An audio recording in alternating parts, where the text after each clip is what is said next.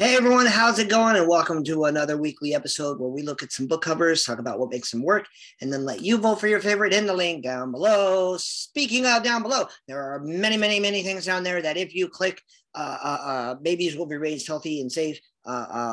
Many problems will be resolved in the universe, at least my problems, because it's how I earn money. The particular one I'm of interest in down there is I am your humble host, M.L.S. Weech. And the author link that I have down there will take you to my Amazon page where you can look at some of my books, try a few of them out, and see how you feel about them. And so the way this works is we name the winner from last week, and then we look at 7 covers from this week to give you a chance to pick your favorite.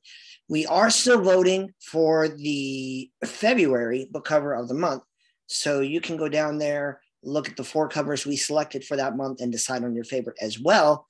And here in March, it's the last month before we do one more poll to decide the 2021 M.L.S. Weech book cover of the year. And that is very exciting. So we hope you enjoy being with us.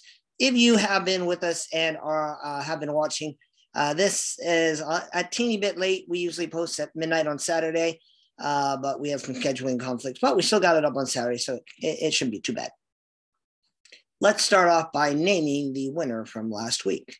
The first week of March, that winner is The Starless Crown by James Rawlins, and this cover's just awesome. I looked at it, and it was not as difficult to pick as it is to pick the winner of the Super Bowl tomorrow. This cover really stood out. And look, there are some other good covers from that week. But this is just so well done on so many different levels. The composition, the color, the framing elements, all of that kind of work together to create a beautiful cover. Congratulations to the artist and James Rawlins. Good luck in the March book cover of the week, in the month. And now we can start looking at week 2 and pick some competition. So the first cover we're going to talk about for week 2 is Panzerter. With Panzerter by T.E. Butcher. Believe it or not, I don't remember. I've been doing this for a while now. I don't remember seeing too many mech covers. It's weird because I loved Robotech growing up. I like, mech assaults. I like Space Marine stories where they have different bodysuits. You just don't see them that often. And here we are with this particular cover. Giant robots are cool. This is a well-rendered giant robot. The good idea to, I don't know if it's canon or not, but to create a splash of color on this otherwise monotone image helps draw the eye and hold the eye. The font is well chosen, particularly for the genre. The author text is placed in a wise spot. All of it kind of works together. I don't know if it's like super special and super unique, but it is very cool, very appropriate for the audience, and it does use spot color to kind of bring the eye in. So good job on that. The next cover we're going to look at is called Mother of Death and Dawn by Carissa Broadbent.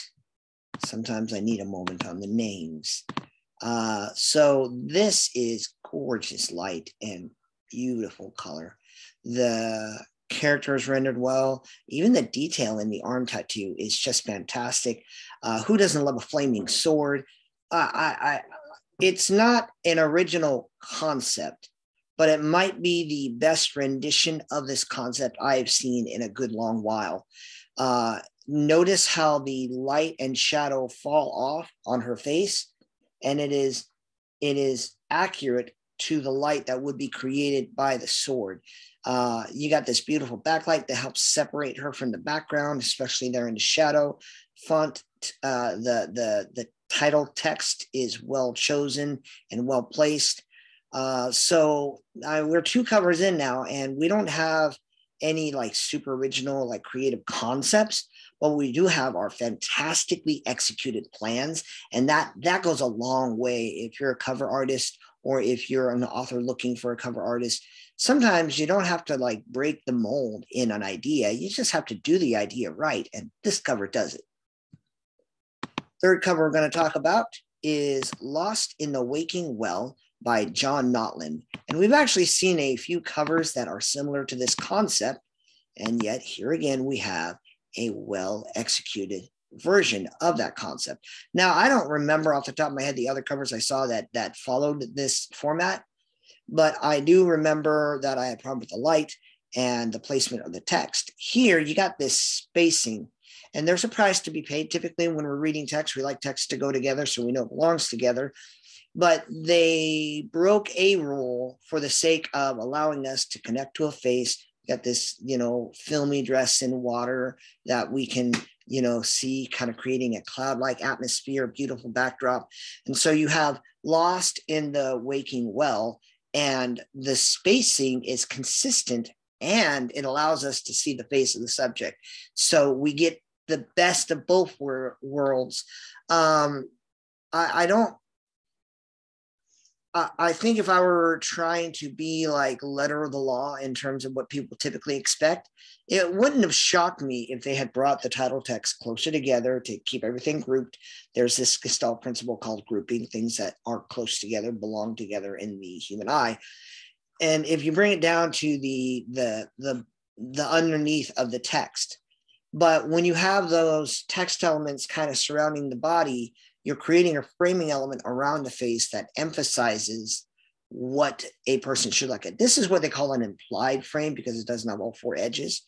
But that banner, that letterbox almost kind of makes it so that you start right there on that face. So it's very well executed. The detail in the art is fantastic. Honestly, this is a pretty strong week. This week kind of worked out. So then we have the first, it's not original in design, but it is original in style. This is very classic, almost manga art style in a book cover. And it's Dragon in the Water. And it's by Elise Sheets. And this artistic style, obviously, is very, very different from the other covers that we've seen. Most of them are either, digital art or you don't see a lot of manual, traditional art mediums used anymore. And this kind of harkens back to that. I wish that the bubble was just a little bit bigger. And also, it's weird. What I think is happening is she's blowing an air bubble and the title text is in that bubble. But you don't see the pinch. If someone's blowing a balloon, you'll see the pinch, even if it's a very minute amount. And so maybe she's kissing it. And I wish that either I had the pinch to show that she was in fact blowing an air balloon, or a little more separation between her lips and the sphere that we see, or and make the sphere a little bigger so the text isn't running right up against the edges of the sphere. Those are very minor issues. They don't ruin the whole concept, but that would make the design stronger than it already is. I love the detail in the hair, the way they maintain their colors and the value of those colors, which is super difficult. I wonder how this looks like as a physical medium, because sometimes something looks good on a monitor and then you print it and it doesn't look the same way. There's a whole scheme to that. The short version, if you want to research, is called What You See Is What You Get. When you want to make sure you have a good color profile, from how you capture media, how you render media, how you create media, and then ultimately from your computer to your monitor to your printer. And that process is actually very, there's a lot of diligence involved in there. And when I see a lot of black in a cover, that is something that I want to speak to. That's something that I'm concerned with. I know when I printed my book Caught, the first time I sent it, and it's not like I can create a color profile that matches the printers of Amazon. I don't have any technology to do that, or at least I'm not aware of it. If you are, let me know in the comments down below. But I got it back, and it was so dark and muted. What I tend to learn is I have to make sure that I bring up my blacks and I bring up my overall brightness. About, we call it a stop if you're using photography terms, or one level.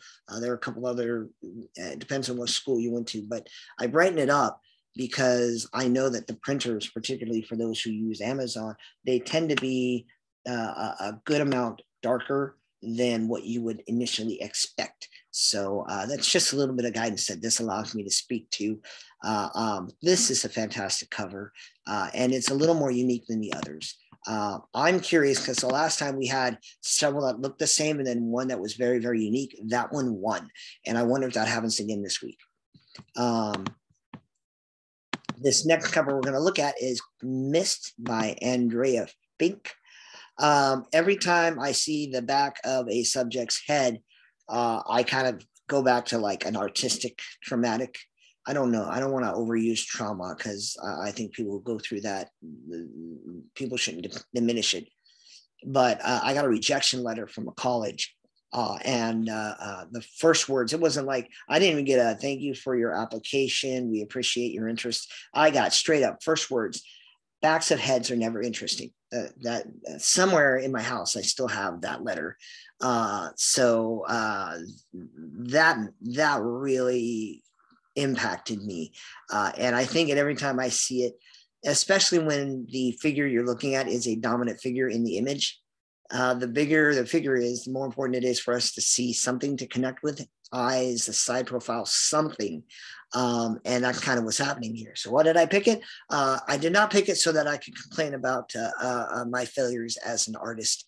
I did, in fact, mention it because the color and the way they maintain the color is well done. So you have everything from deep black to dark green.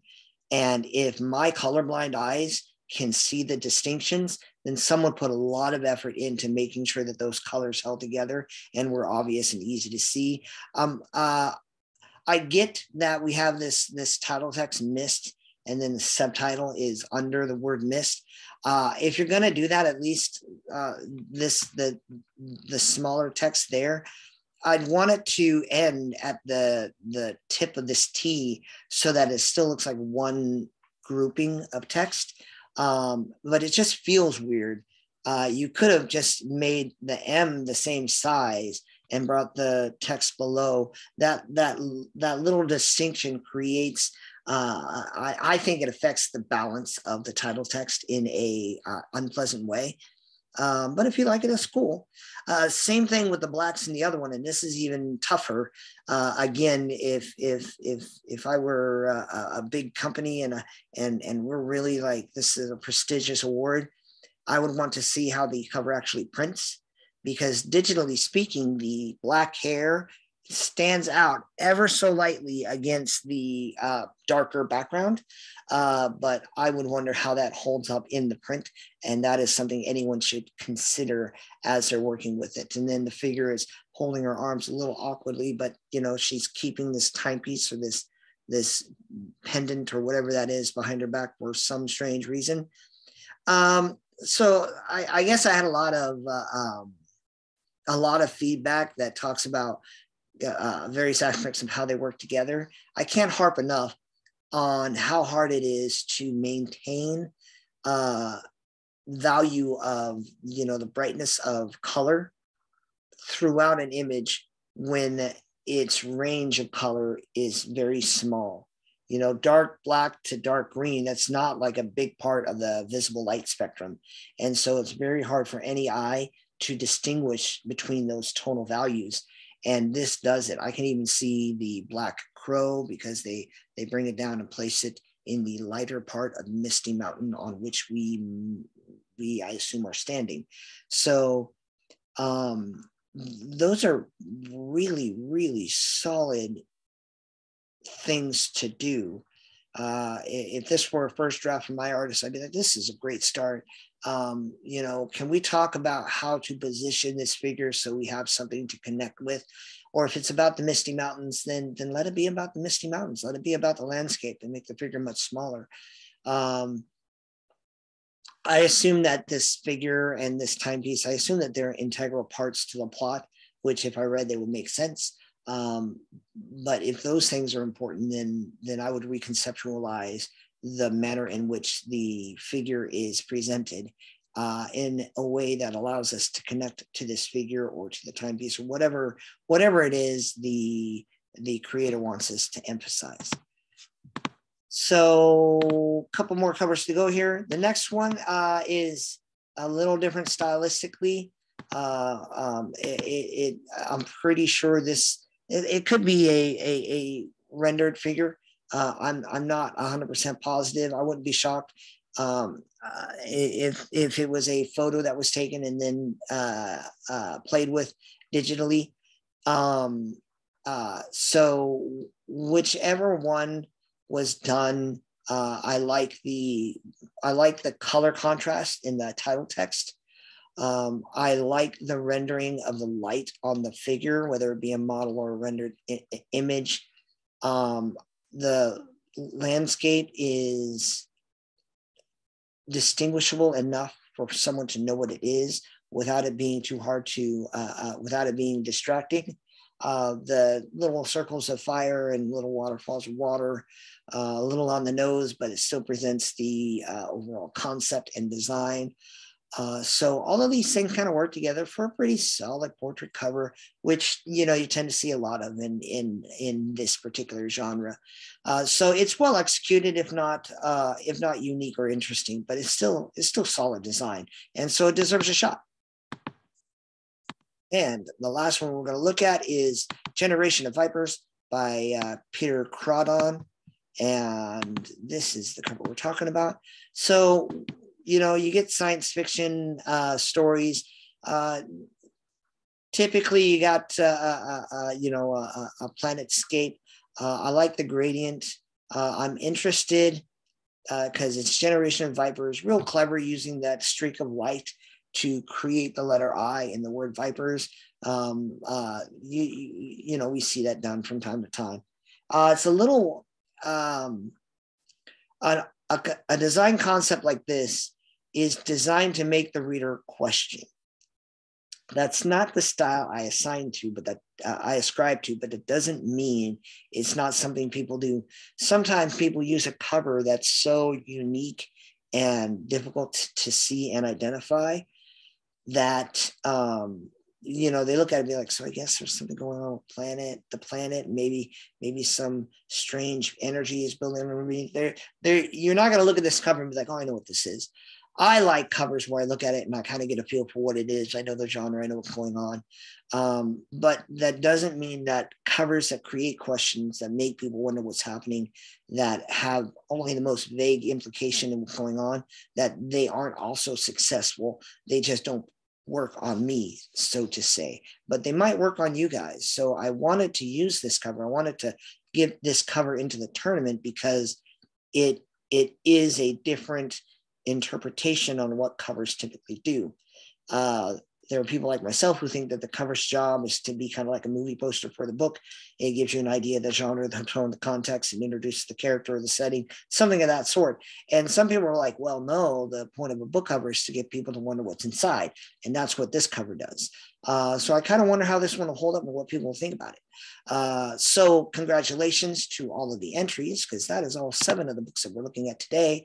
And I want to thank you for stopping by and looking. Please vote on both down below. Vote for this week's book covers that we just reviewed.